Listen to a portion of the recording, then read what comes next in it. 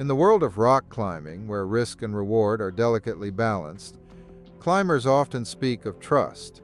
In Yosemite's high country, the forest whispers with stories, some of beauty, some of wonder, and some of people who step into the trees and are never seen again. Peter Jackson was one of them, a seasoned hiker who vanished without a sound, leaving behind a campsite as neat as a photograph. But when his backpack was found years later, miles from where it should have been, the forest's silence grew even darker. A man named Peter Jackson, who had been camping at the White Wolf.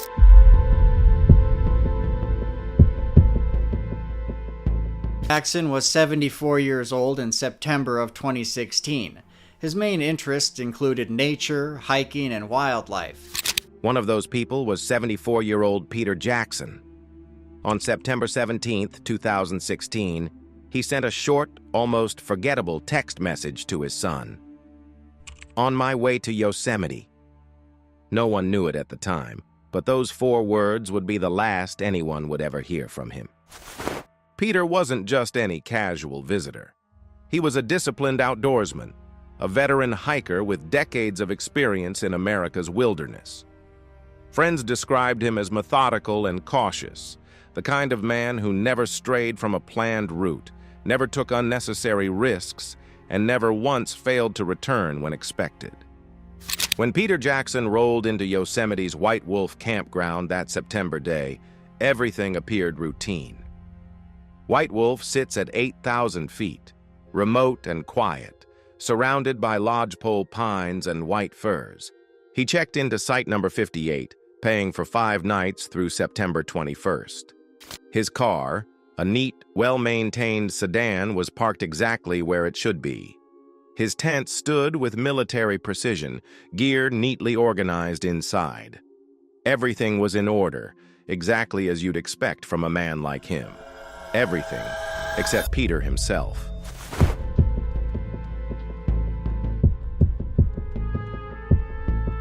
Stacy Ann Arris was 14 years old in July of 1981. The daughter of George and Carol Arris, she also had 3 siblings. But Peter's vanishing isn't the first shadow tied to White Wolf. In 1999, a backpacker named Stacy Arris went missing just a few miles away, last seen walking down a short trail near Sunrise High Sierra Camp.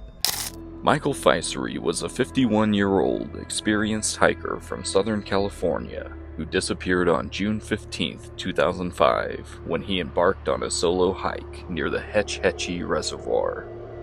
In 2005, another seasoned hiker, Michael Fisery, set out in the Hetch Hetchy region of Yosemite. He knew the wilderness well, but he never returned. Searchers later recovered only his backpack. No trace of Michael himself was ever found. Stephen Olshansky, known by his trail name Otter, was a seasoned hiker from Boynton Beach, Florida. In November 2015, Otter began his 5th journey of the Continental Divide Trail. And in 2011, Stephen Olshansky, a 67-year-old backpacker, disappeared while hiking toward Vogelsang Lake. Despite extensive searches, he too was never located. Their cases, like Peter's, remain unsolved.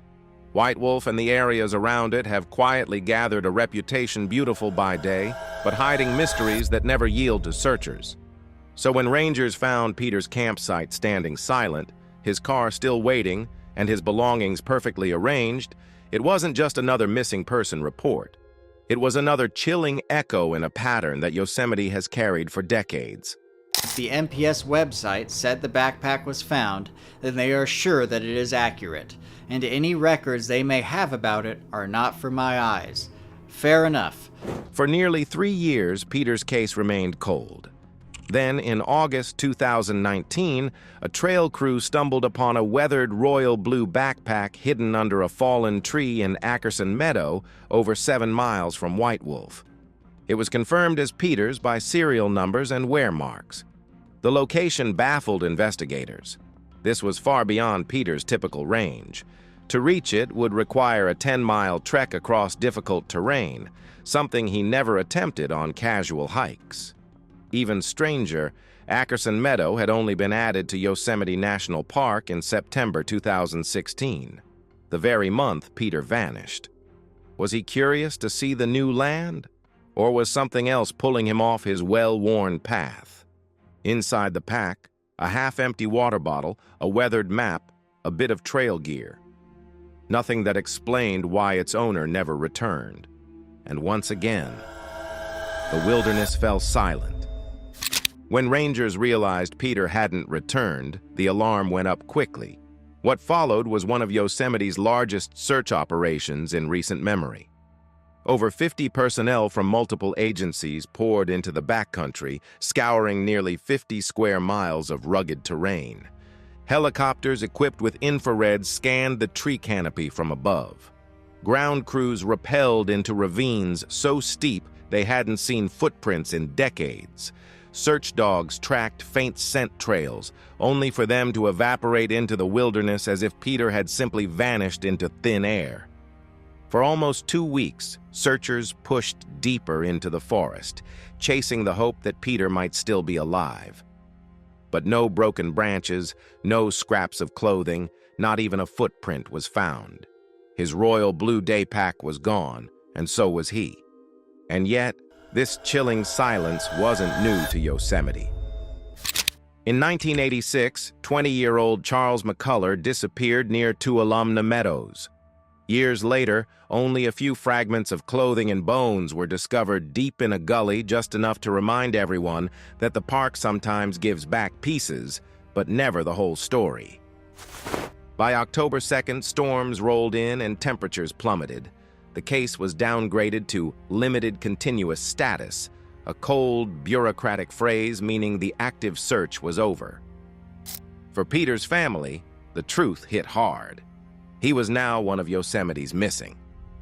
Peter Jackson's story remains suspended in Yosemite's silence. A man of discipline, order, and experience gone without a trace, leaving behind only a backpack that raised more questions than answers. White Wolf, beautiful and haunting, has become more than just a campground. It's a crossroads where stories vanish into the pines, where trails dissolve into riddles, and where families are left with echoes instead of closure. For some, Yosemite is a sanctuary of nature. For others, it is a reminder that the wilderness doesn't always give back what it takes. And as the years pass, Peter's fate remains one of its darkest, most unsettling mysteries. So, what do you think happened to Peter Jackson? Did he step willingly into unknown territory, or was he pulled into something far stranger? Share your theory in the comments. If you found this story chilling, don't forget to like the video, subscribe, and hit the bell so you won't miss our next deep dive into the world's most haunting mysteries.